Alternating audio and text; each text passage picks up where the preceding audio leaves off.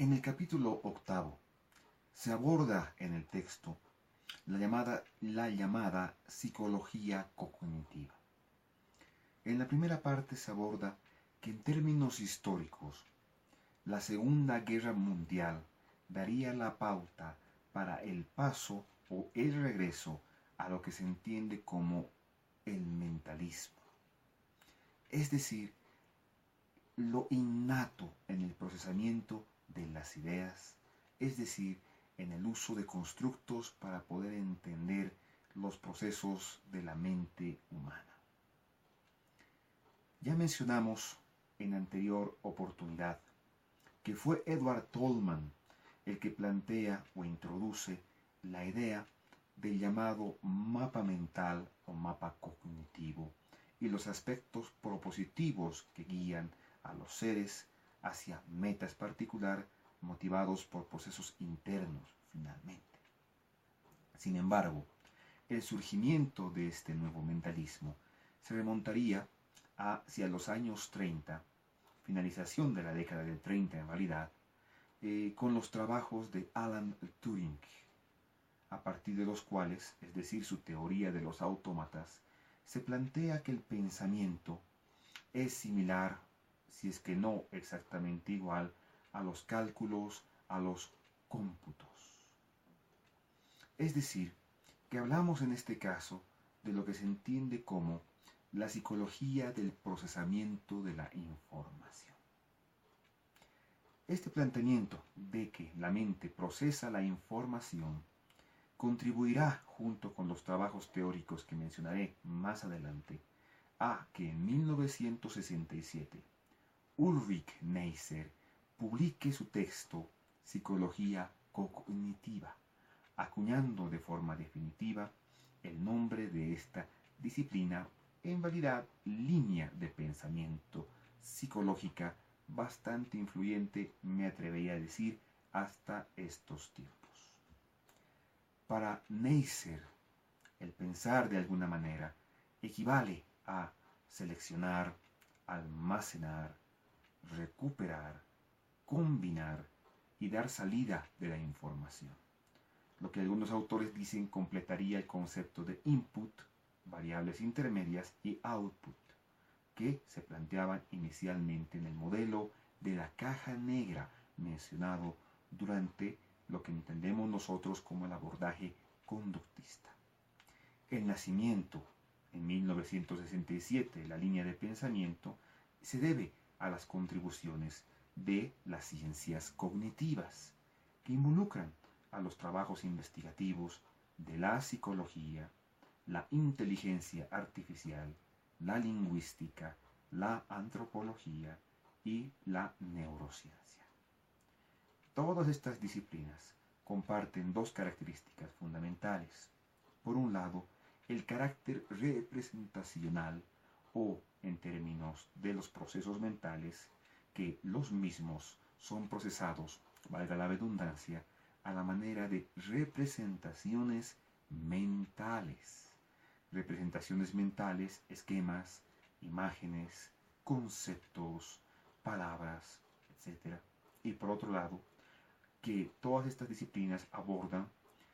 o tocan la llamada analogía entre la mente y el ordenador, entendiendo la mente como un elemento análogo parecido a la forma en la cual los ordenadores procesan la realidad de alguna manera. ¿Cómo surge la psicología cognitiva? De acuerdo a los planteamientos del texto y los estudios realizados por parte de Sternberg en su texto Psicología Cognitiva, este paradigma, esta línea de pensamiento psicológico, surgirá bajo aspectos o fundamentos del racionalismo. En cuanto a el innatismo de las ideas, que las mismas, o por lo menos el procesamiento mental, el pensamiento, surge como aquello que es primero, y después surgirán procesos tales como las emociones y la conducta finalmente. La actividad mental se construye sobre sí misma y se contiene a sí misma. remontándonos a las primeras lecciones que hemos abordado. Lo innato de las ideas refiere la herencia de los procesamientos mentales, de tal forma que nacemos con esta capacidad de manera innata a los seres humanos. En términos epistemológicos, la adopción, por ejemplo, de lo inobservable será parte de la investigación propia de la cognitiva que difiere de los planteamientos presentalistas, de los planteamientos de lo directamente observable, cuantificable dentro del conductismo. En la cognitiva, lo que se busca es inferir procesos mentales que no pueden ser observados de manera directa, manipulados de manera directa, al brindar tareas y una serie de acciones que tienen, o tareas, o ejercicios, o acciones que tienen que llevar a cabo los sujetos de estudio, los partícipes de un estudio, para poder inferir procesos tales como el razonamiento, la memoria, los procesos perceptivos superiores, entre otros elementos fundamentales. Ahora, esto, y como hemos mencionado anteriormente, forma parte de la construcción científica, en la lógica de que se necesitan formar hipótesis para construir teorías. También es importante tomar en consideración los abordajes del autor Broadbent, quien menciona que se interesó en la investigación de la cognitiva cuando se trabajaba y estudiaba casos interesantes como el del AT-6 o el avión de combate, el avión de entrenamiento en realidad conocido como el Tejano, en el cual el diseño del avión hacía que se estrellara constantemente, y porque hablábamos de dos palancas importantes que estaban muy cerca juntas, una para bajar el tren de aterrizaje y la otra para poder elevar el avión. Los pilotos bajo presión, procesamiento cognitivo, cometían muchas veces errores. Es decir, que tras la Segunda Guerra Mundial, muchos autores se interesaron en la cognitiva bajo la influencia de trabajos y resolución de problemas asociados a estos trabajos de la ingeniería y el proceso, ¿no es cierto?, de la información. Broadbent era considerado pionero en cuanto al uso o el estudio del llamado procesamiento de la información.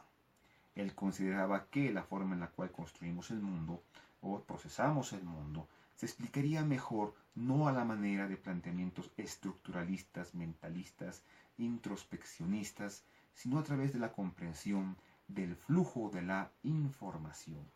es decir, en base al lenguaje de la información como elemento de estudio necesario.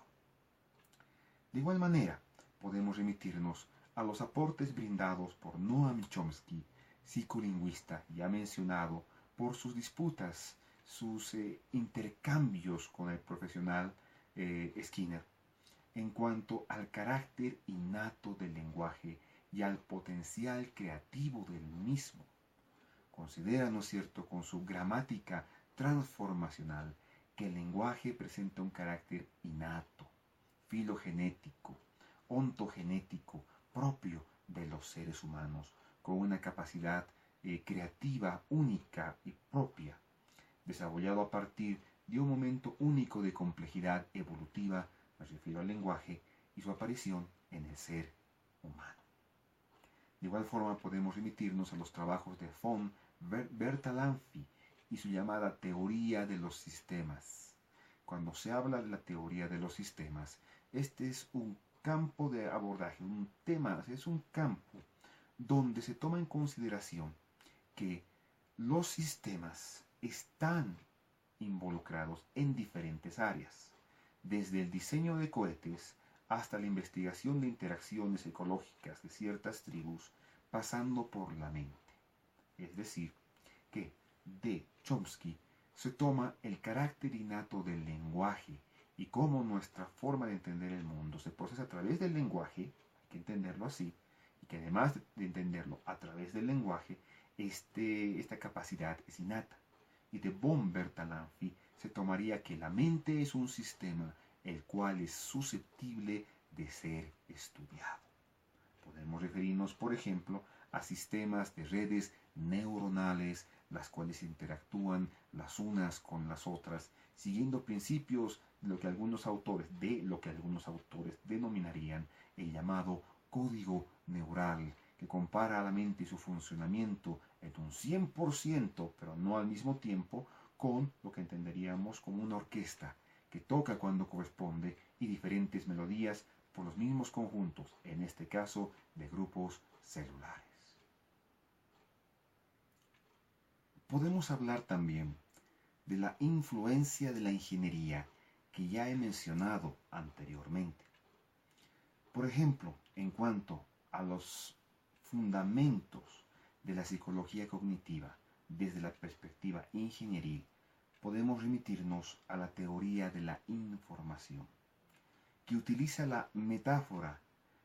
o es decir, esta teoría en particular se aleja de sus raíces fundamentales, es convertida en una metáfora y utilizada en el caso de la psicología cognitiva, para poder explicar la búsqueda de cuantificar aquellos fenómenos reales en la forma de unidades de información o bits, planteamiento que no llegaría a responder o alcanzar la meta que buscaba, que era alcanzar un punto intermedio, valga la redundancia, entre lo que es la res cogitans, la res extensa,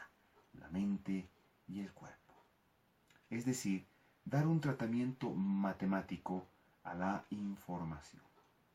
Uno de los dilemas que atraviesa es que no llega a aclarar o a unir esta materia, ¿no es cierto?, mental y esta materia física, si es que valdría la expresión en este caso, por un lado, y por otro, ¿no es cierto?, presenta la mente como un ente pasivo, como simplemente un canal transmisor. Luego podemos remitirnos a la teoría de los autómatas planteada por la figura de Turing, teoría que refiere, ¿no es cierto?, el desarrollo de dispositivos los cuales pueden moverse por sí mismos y que a su vez estos tienen un carácter de tipo universal, un propósito universal, que es el de poder llevar a cabo cálculos de toda índole.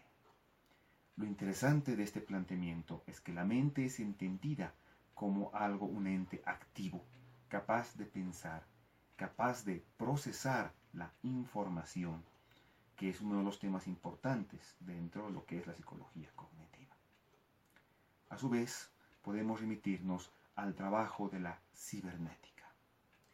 donde los investigadores encontraron puntos comunes, análogos, entre los seres vivos y las computadoras, siendo uno de los puntos fundamentales que ambos sistemas, entre comillas,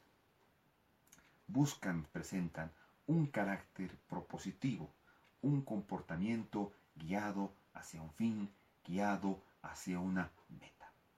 Un ejemplo interesante de los trabajos que se realizan en la cibernética en relación a esta afirmación presentada sería la de la biomimética, en donde lo que se busca es generar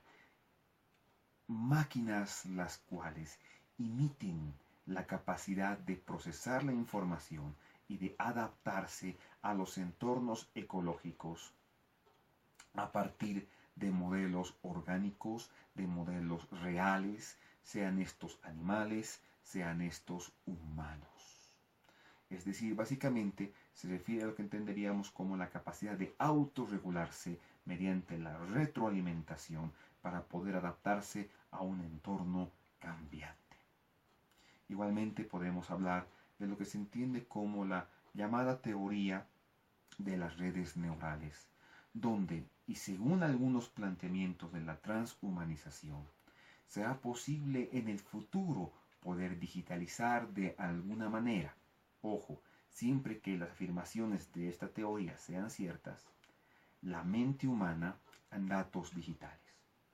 Recordemos que el lenguaje digital utiliza los ceros y los unos.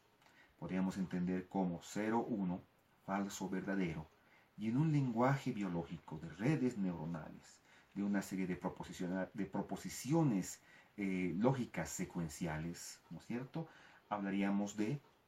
inhibición y excitación. Y este paralelismo resulta bastante interesante para los investigadores de esta disciplina en cuanto a la posibilidad de emular el funcionamiento cerebral e incluso, ¿no es cierto?, de traducirlo en un lenguaje binario, es decir, ceros y unos. Finalmente podemos hablar del modelo computacional simbólico, que puedo resumirlo en una pregunta. ¿Se pueden crear máquinas las cuales lleguen a simular el procesamiento de la información tal cual los seres humanos lo realizamos? Surge de esta manera la simulación y la búsqueda de simular, simulación del pensamiento, simular el pensamiento. Su metodología parte del modelo de von Neumann, la idea de poder hacer aparatos, máquinas, las cuales puedan resolver problemas, llegar a procesar dilemas y formas, ¿no es cierto?, de plantear información tal cual los seres humanos podemos hacerlo o lo hacemos cotidianamente. Bueno, algunos quizás se remitirían al concepto de inteligencia artificial. Y estos días, hay que entenderlo así, a través de las redes sociales, se puede escuchar sobre la idea de que las empresas están en una carrera constante por desarrollar dispositivos los cuales puedan imitar de alguna manera, simular y quién sabe quizás superar ciertos aspectos del procesamiento de la información que lleva a cabo nuestro cerebro.